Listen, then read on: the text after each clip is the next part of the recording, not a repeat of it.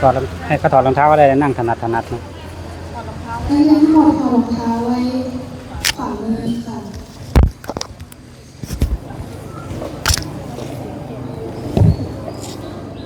เจริญพรทุกคน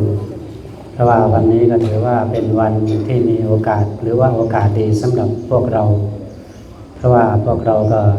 รู้สึกว่าท่องเที่ยวมาหลายภพหลายภูมิแล้วเหลืออยู่ภูมิเดียวที่ยังไปไม่ถึงใช่ไหมวันนี้ก็มีโอกาสได้ถึงเพราะว่าถ้าทำตามหลักสูตรเป็นสูตรที่พัฒนาจิตที่เร็วที่สุดได้ผลเร็วเอามือลงซะเดี๋ยวจะเมื่อยมือส่วนคนไหนที่ปฏิบัติแล้วก็แล้วไปเนาะที่ไม่สงสัยส่วนคนสงสัยก็ยังมากอยู่อย่างเด็กๆเนี่ยยังไม่เคยปฏิบัติภาวนาอาจจะสงสัยว่าเราเกิดมาทำไมมีแต่เรื่องของความนึกคิดปรุงแต่งเรื่องของความทุกข์เรื่องของการทำมาหากินนั่นเองเพราะว่าการปฏิบัติพัฒนาจิตเนี่ยมันเกี่ยวกับการดำรงชีวิตหรือการประกอบอาชีพหรือการเรียนเนี่ยจะดีขึ้นทำให้เราเนี่ยมีผลการคะแนนสอบได้ดีขึ้นกว่าเก่าเพราะว่าจิตของเรามันไม่ฟุ้งซ่านจิตของเรามันจะนิ่งสงบนิ่งไม่ปรุงไม่แต่งเพิ่มแล้วนิ่งสงบปีติสุขเย็นก็ล้นมีความสุขตลอดเวลาเว้นไว้แต่ว่าเป็นสังขารจรก็มาสู่จิตของเราเนี่ยจะเป็นความนึกคิดปรุงแต่งจรก็มาในเรื่องความทุกข์ความหลงเราเนี่ยเรื่องความยึดแต่จรเข้ามาให้เราเนี่ยสัมผัสรับรู้นะอันนี้เราก็ปฏิบัติเลยเนาะเราใช้เวลารวมรัดเวลาคิดถึงลิ้นปี่เนี่ยหนูถึงตรงนี้ที่จ่อตรงนี้เลยตรงลิ้นปี่เนี่ยเอาปลายนิ้วมือนี่ลูบขึ้นมาแล้วมาชนกระดูกซี่โครงชิ้นล่างเอามือลงซะเอามือลงนั่งปกตินั่งแบบสบายเพราะตอนนี้จิตของเราก็อาจจะฟุ้งซ่านนิดหน่อยเพราะว่าเราได้สำรวมทำสมาธิมาแล้วฟุ้งซ่านก็ไม่เป็นไรกันนึกถึงลิ้นปี่แป๊บนึงพอจิตสนิ่ง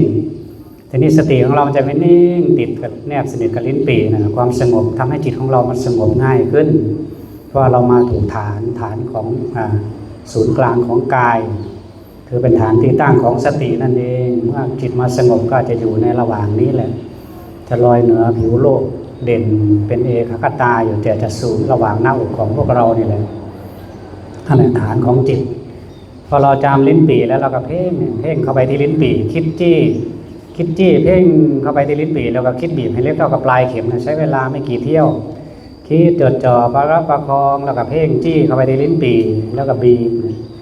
จี้เข้าไปแล้วก็บีบจี้เข้าไปแล้วก็บีบบีบให้เล็กเราปลายเข็มใช้เวลาไม่กี่เที่ยวจิตก็จะสิ้นอาสวะกิเลสเลยสิ้นเชื้อความหลงง่ายๆคือสิ้นเชื้อความหลงเชื้อความยึดนั่นเองมันหลุดพร้อมกันเชื้อความหลงความยึดเนี่ยจะหลุดไปพร้อมกับกิเลสความหลงเลยเพราะมันเป็นของคู่กัน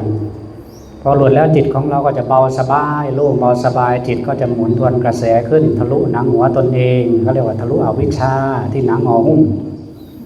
นี่จิตของเราก็จะออกมารับรู้ข้างนอกจะมีแต่ความสุขความเย็นจิตเย็นใจโรงเรียนก็เย็นอยู่ที่บ้านก็เย็นสูตรนี้ไปสอนสัตว์เดรัจฉานก็ได้นะใช้วิธีสอนกับสัตว์เดรัจฉานสัตว์เลี้ยงก็ได้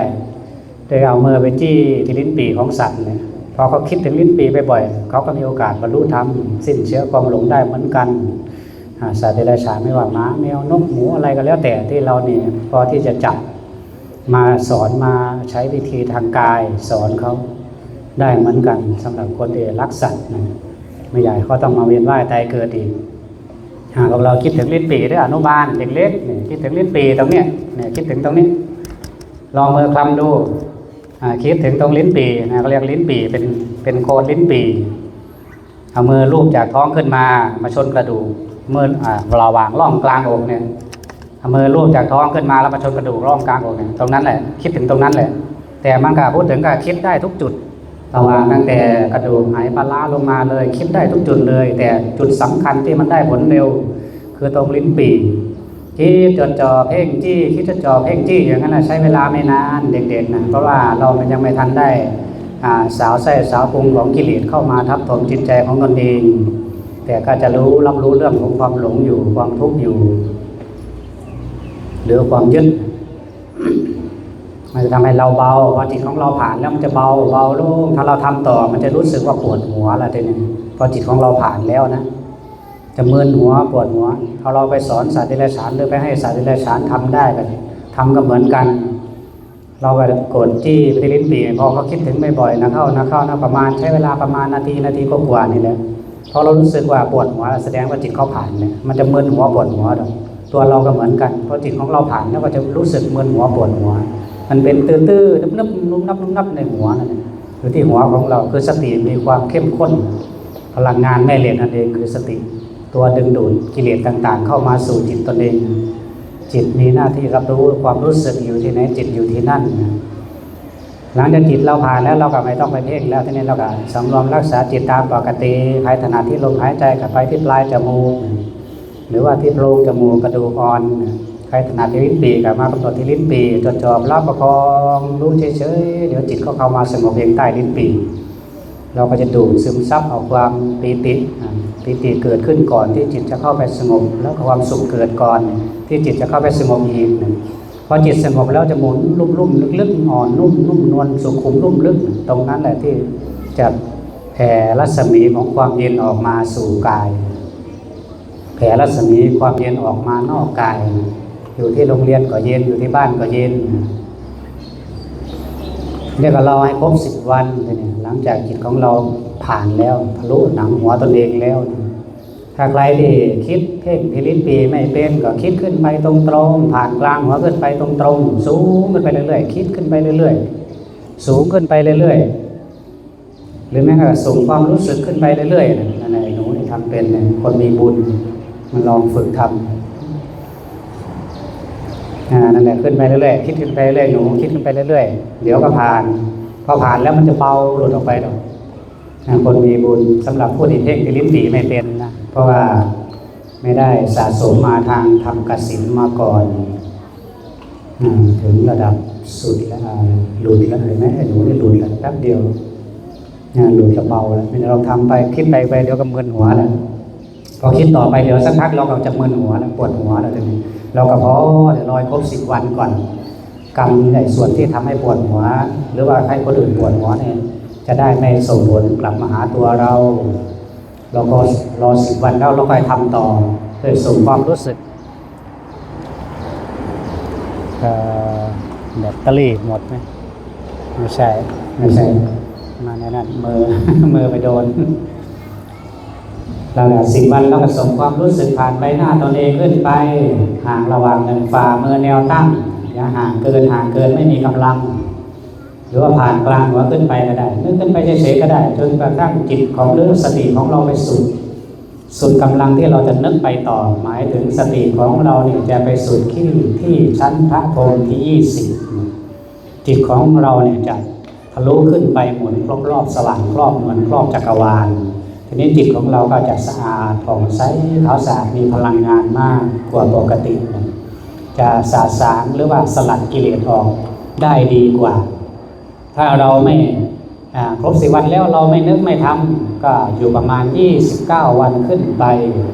แล้วจิตถึงจะสว่างครอบอีกครั้งหนึ่งถ้าเรารอให้ครบ1 เดือนนั่นเองภายใน1 เดือนประมาณ29 วันก็จะสว่างเหมือนกันแต่ถ้าเราใจร้อนเราก็ครบ10 วันเราค่อยทำถ้าเราจะทำให้ได้ประมาณวันที่6จากวันนี้ไปวันที่6ก็ได้เหมือนกันแต่จะทำให้ปวดหัวนิดนึงแล้วก็จะทำให้คนอื่นปวดหัวไปด้วยหมายถึงทำให้พระอริยบุคคลท่านปวดหัวนั่นเองแล้วกรรมนั้นจะย้อนเข้ามาหาตัวเองก็เป็นใจเป็นโรคปวดหัวอยู่เรื่อยๆถ้าเราไปทำความรู้สึกคิดถึงคนอื่นเนี่ยโดยเฉพาะวัยเด็กเนี่ยอยากรู้อยากลองอันนี้เราก็ห้ามเขาไม่ได้ที่เขาจะไปคิดถึง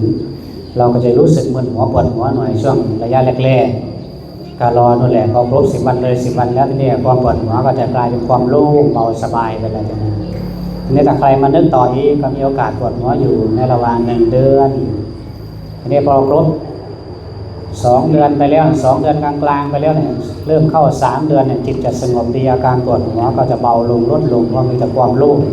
ไปรู้ที่จิตก็มีแต่โล่งอย่างเดียวเหมือนไม่มีตัวมีตนนี่จิตไม่ยึดมั่นถือมั่นเป็นอย่างนี้แหละเพราะเชื้อความยึดความหลงไม่มีในตัวแล้วความยึดมั่นไม่มีแล้วมันก็เป็นความอิสระ พอเราตายเราก็วางหมดทุกสิ่งทุกอย่างจิตก็จะหมุนขึ้นไปอย่างว่าตัวกระแสขึ้นไปสู่พระนิพพานเองโดยธรรมชาติพวกเราคิดถึงลิ้นปี่เด้อหนูคิดถึงลิ้นปี่คิดถึงตรงนี้คิดจ่อตรงนี้เด้อหนูเนี่ยคิดจ่อตรงนี้คิดจี้เพ่งจี้ตรงนี้คิดจี้เพ่งจี้ตรงนี้ตรงลิ้นปี่นะคิดเพ่งจี้ไปเรื่อยๆจนกว่าจะโล่งจนกว่าจะเบานะอาจจะได้หลายๆคนหน่อยเราใช้เวลานะคนไหนที่ทำผ่านแล้วก็ไม่เป็นไรก็ทำต่อก็ได้ถ้าเพ่งต่อจี้ต่อเนี่ยตรงลิ้นปี่เพราะว่าเราปฏิบัติมาแล้วเราทำสมาธิมาก่อนแล้วทีนี้พอจิตสงบแล้วจะมีความคิดฟุ้งๆจะมีอาการความหลงเพิ่มขึ้น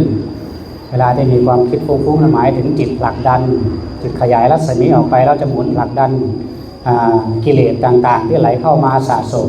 ออกมาเป็นความคิดที่ฟุ้งขึ้นเราก็อย่าไปสนใจรู้แต่ว่ามีความคิดเกิดขึ้นเราก็รู้แต่ว่าหน้าที่ของเรามีหน้าที่อะไรเราก็ทำตามหน้าที่ของเราไปต่อไปเราก็จะเป็นคนที่ว่ารู้จักบุญบาปบุญกุศลพอจิตเป็นกุศลแล้วก็น้อมนำเอาส่วนภายในนั่นแหละมาสอนตนเองมาอบรมตนเอง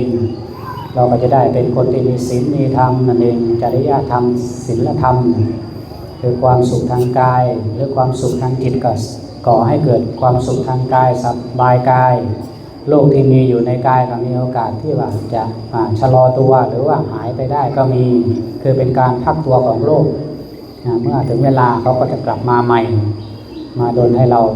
เบียดเบียนเราให้เราเนี่ยร่างกายใช้ไม่ได้นั่นเองคงจะมีเท่านี้แล้ววันนี้แค่นี้เจริญพร